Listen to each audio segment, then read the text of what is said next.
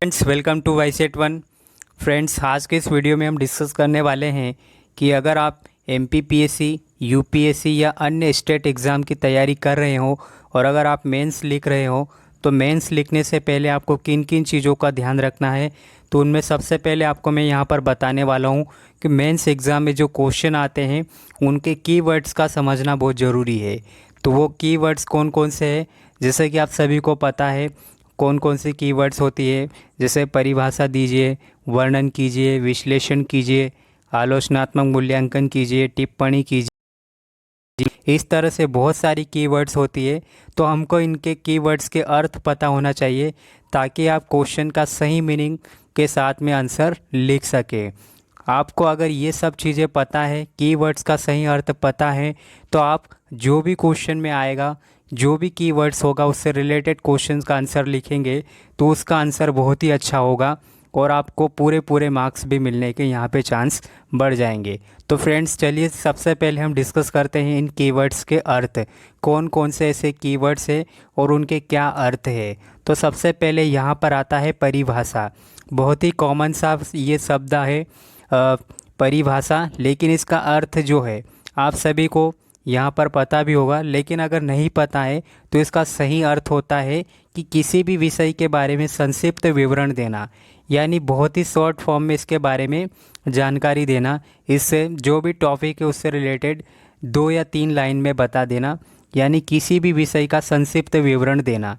1 या 2 शब्द में भी इसके बाद परिभाषा ख़त्म हो सकती है। तो यहाँ पर परिभाषा का मतलब होता है कि किसी भी विषय का संक्षिप्त विवरण या उससे संबंधित विभिन्न मुद्दे हैं तो उनको बहुत ही शॉर्ट टाइम में बहुत ही शॉर्ट जानकारी पहुँचाना, ठीक है, या लिखना। ये यहाँ पर इसका सही अर्थ क्या होगा, किसी भी विषय का संक्षिप्त विवरण देना परिभाषा का सही अर्थ होता है। इसके बाद एक अगला वर्ड आता है वर्णन। जैसे ये भी बहुत ही कॉमन वर्ड है, वर्णन कीजिए करके आपको लास्ट में ये वर्ड देखने को मिलेगा। तो इसमें वर्णन का अर्थ क्या होता है, तो किसी भी विषय को विस्तार से समझना कि वह क्यों और कैसे हुआ। तो ध्यान रखना, वर्णन में किसी भी विषय को विस्तार से समझाना, जो भी चीज़ें हैं उनको डिटेल से अच्छे से समझा देना कि क्यों हुआ, कैसे हुआ, कब हुआ। तो ये वर्णन के अंतर्गत आएगा, डिस्क्राइब कर देना सभी चीज़ों को। तो ये वर्णन का सही अर्थ हो जाएगा। उसके बाद अगला वर्ड आता है यहाँ पर चर्चा कीजिए। तो इसका मतलब होता है कि इसमें 2 चीज़ें होती हैं, एक नेगेटिव और पॉजिटिव। यहाँ पर हम चर्चा में हम जैसे किसी भी टॉपिक पे अगर हम डिस्कस कर रहे हैं तो उसके हम पॉजिटिव और नेगेटिव दोनों चीज़ों पे हम डिस्कस करते हैं। तो हमें दोनों चीज़ों को यहाँ पर इसमें समझाना रहेगा।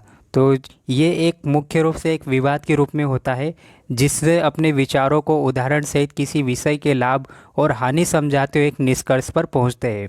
यानी हम क्या इसके लाभ है, क्या हानि है, इन सब चीज़ों को हम समझाते हुए एक लास्ट में कंक्लूजन पर पहुंच जाते हैं। तो चर्चा में ये चीज़ें इंक्लूड होना चाहिए। उसके बाद आगे हम डिस्कस करते हैं समझाइए। ये भी बहुत ही ज़्यादा कॉमन वर्ड है। इसके बारे में अगर हम देखें तो किसी भी विषय को स्पष्ट रूप से बताना, क्यों हुआ, कब हुआ, कैसे हुआ, क्या प्रोसेस रही। तो अगर इन पॉइंट्स को हम यहाँ पर इंक्लूड करेंगे तो ये हमारा एक्सप्लेनेशन बहुत अच्छे से हो जाएगा। यानी किसी भी विषय को स्पष्ट रूप से बताना, तो ये समझाइए के अंतर्गत हमको लिखना है। उसके बाद एक वर्ड आता है विस्तृत वर्णन कीजिए, यानी डिटेल में हमको एलेबोरेट करना है। तो यहाँ पे इसका सही अर्थ हो जाएगा विस्तार से लिखना। किसी भी विषय से संबंधित या किसी भी मुद्दे से संबंधित कोई क्वेश्चन आता है और वहाँ पर हमको बोला जाता है कि विस्तृत रूप से इसका वर्णन कीजिए, तो उसमें हमको उस टॉपिक से या उस विषय से संबंधित सभी जानकारियों को डिटेल में लिखना है। तो ये विस्तृत वर्णन के अंतर्गत आ जाएगा, विस्तार से लिखना। इसके बाद एक वर्ड आता है हमारे पास उदाहरण सहित स्पष्ट कीजिए। इसका मतलब ये होता है कि किसी भी विषय को अच्छे से डिटेल में हमको समझाना है और उसके साथ ही हमको उदाहरण भी देते जाना है। तो ये चीज़ें इसके अंतर्गत रहेगी। फिर एक वर्ड आता है हमारे पास प्रदर्शित करना। प्रदर्शित करना मतलब शो करना। तो किसी भी टॉपिक को हमको अच्छे से समझाना है और उसमें क्या चीज़ें हुई है उसमें उदाहरण भी देना है। तो ये प्रदर्शित करने के अंतर्गत आ जाएगा। उसके बाद विश्लेषण यानी किसी भी चीज़ का एनालाइज करना, यानी विषय को छोटे छोटे टुकड़ों में तोड़कर उसे समझना और परस्पर संबंधित स्थापित करना है। यानी जो भी विषय है, जो भी टॉपिक है, उसको हम छोटे छोटे शॉर्ट फॉर्म में उसे हम समझाएंगे और उसके बाद में दोनों को, उन शब्दों को क्या करेंगे, परस्पर रूप से उसका संबंध भी स्थापित करेंगे। तो ये विश्लेषण के अंतर्गत आ जाएगा। उसके बाद अगला वर्ड आता है आकलन। किसी भी शब्द का आकलन कैसे करेंगे, किसी भी विषय को समझना और उसके अपने तर्कों से उसे सही या गलत साबित करना। कोई सा भी विषय है उसके बारे में हम क्या करेंगे, अच्छे से स्टडी करेंगे और उसको अपने तर्कों के हिसाब से सही या गलत साबित करेंगे। तो ये आकलन के अंतर्गत आता है। तो कोई सा भी ऐसा विषय है, जैसे अभी मान लो जम्मू कश्मीर अधिनियम के तहत, तो यहाँ पर सही क्या है, गलत क्या है, इस तरह से आप किसी भी कोई सा भी विषय दे दिया जाता है आकलन करने के अंतर्गत, तो उसमें हम सही और गलत को साबित करेंगे। उसके बाद अगला और वर्ड आता है यहाँ पे तुलना कीजिए। तो तुलना कीजिए यानी यहाँ पर दो या दो से अधिक विषय भी हो सकते हैं। तो इसमें दो चीज़ें कॉमन रहती है, समानताएं और असमानताएं। इन दोनों चीज़ों को परस्पर रूप से हमको लिखना है। तो ये तुलना के अंतर्गत आता है। तो तुलना में दो चीज़ें यहाँ पर स्पेशली ध्यान रखना है, समानताएं और असमानताएं। उसके बाद यहाँ पर आता है परीक्षण कीजिए। परीक्षण करना है, कोई सा भी हमने विषय दिया गया है, किसी भी विषय को विस्तार से समझना और उससे संबंधित विभिन्न मुद्दों को बताना है। तो परीक्षण करने के अंतर्गत ये चीज़ें रहेगी। उसके बाद टिप्पणी।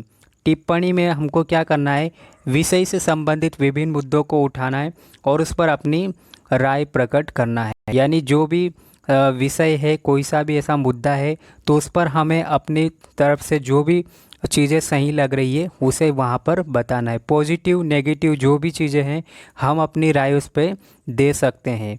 यानी सीधी सरल भाषा में कहे तो टिप्पणी के अंतर्गत हम अपनी भाषा में बता सकते हैं। तो ये चीज़ें हो गई है। उसके बाद में एक लास्ट आता है आलोचनात्मक मूल्यांकन कीजिए। तो यह भी काफ़ी कॉमन वर्ड है और इससे संबंधित क्वेश्चन बहुत सारे ऐसे बनते हैं।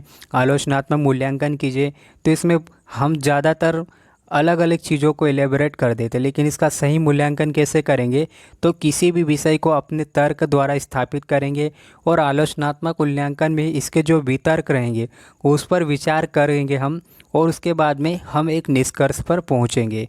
तो ये चीज़ इसमें ध्यान रखना है, किसी भी विषय को अपने तर्क के द्वारा स्थापित करेंगे, उसके बाद उसके वितर्कों पर विचार करके एक निष्कर्ष पर पहुंच जाएंगे। तो ये आलोचनात्मक मूल्यांकन के अंतर्गत आता है। और हमें इन सभी जो कीवर्ड्स है इनके अर्थ अगर हमें सही रूप से पता है तो हम ऐसे को भी बहुत अच्छे से बना सकते हैं। यानी निबंध लेखन की अगर हम बात करेंगे तो उनमें इन सभी कीवर्ड्स का यूज़ होता है, तो वहाँ पर भी हम निबंध वाले चैप्टर को बहुत अच्छे से कवर कर सकते हैं। तो ये बहुत सारे ऐसे वर्ड्स हैं जिनके हमें सही अर्थ पता होना ज़रूरी है। अगर हमें इन कीवर्ड्स के सही अर्थ पता है तो हम कोई सा भी क्वेश्चन होगा तो उसका सही अर्थ के साथ और सटीक जानकारी के साथ उसका हम आंसर लिखेंगे। तो दोस्तों इतना ही था आज के वीडियो में। अगर आपको वीडियो अच्छा लगा हो तो प्लीज़ लाइक कीजिए, शेयर कीजिए और कमेंट्स करके ज़रूर बताएं कि आपको वीडियो कैसा लगा। और अगर आपने चैनल को सब्सक्राइब नहीं किया है तो प्लीज़ चैनल को सब्सक्राइब ज़रूर कीजिए। तो दोस्तों मिलते हैं अब अगले वीडियो में। जय हिंद, जय भारत।